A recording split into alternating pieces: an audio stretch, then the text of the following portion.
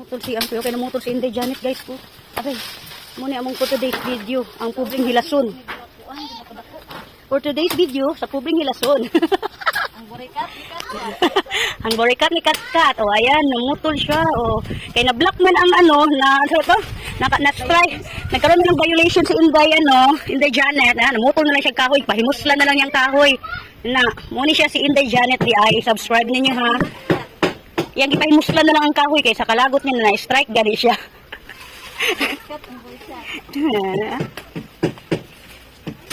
Ayan, ang link siya. Isog kayo si Inday Janet oh. Ayaw mo pagkamaling ano-ano ani kay na matigbasan mo. Matigbasan jud mo sa oras ani.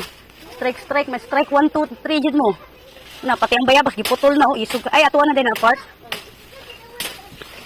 Ay putol iki ato man gyapon ng yuta diha ah. Kalat. Mo ni siya ang buhay sa probinsya. Nya, ungan wala naman kang trabaho kang anak karon. Sa bagay. Kana na lang di ako itanong di kay giputol. Pangit ni mamatay din na.